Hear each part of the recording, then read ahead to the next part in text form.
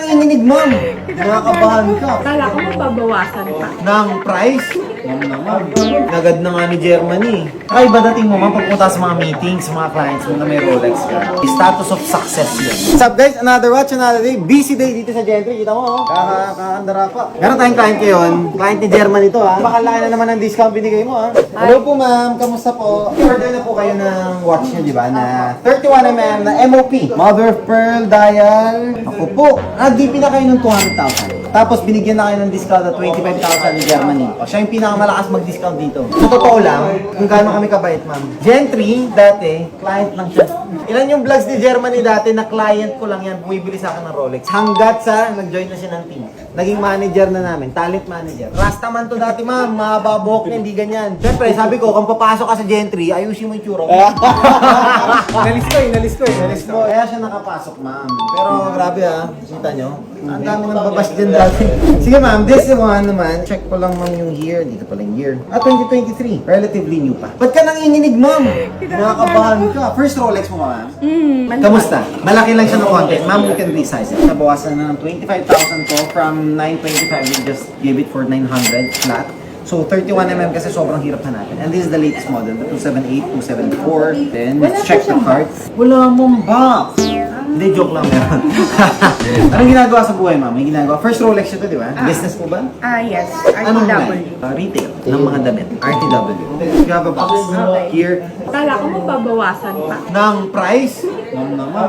Nagad na nga ni Germany. Oh, si Makoy. Andito si Makoy, pare, oh. Pare, Boom! Oh. bida-bida ako eh. Pagkas, sabi mo, 2 link, pabawasan ako 2 links. So, paano payment natin? Cash na agad, ma'am? Hindi ako nagdadala talaga ng cash, puro card. Kaya lang, sabi niya, pag cash daw, mababawasan pa. Yes, pag card, ma'am, as is yung price. Sa inyo. 925 Yes. talaga. Nagdi-deliver kayo, mag-birthday kasi siya. Saan? Tondo. Pwede. Loaded tayo nun, Bo, pag gano'n. Nag-deliver naman po kami, ma'am, pag mga returning clients, tapos secured yung area. Kung September, ma'am, sa BGC na lang tayo para mapuntahan nyo rin yung BGC branch. Ano yan? Gusto i-dispose ni ma'am kahit magkano raw. Sidor, biglang may binibenta si madam, kala ko bibili lang eh. How much yung inaano?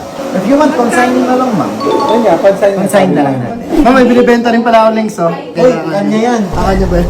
Baka kailangan lang, di ba? Kakapanood ko sa inyo, akala ko dati yung relo, as in, totally tapon lang siya. Kaya hindi ako nagre-relo. Hindi ma'am, investment yan. Yun yung natutunan ko kakapanood dun sa Really?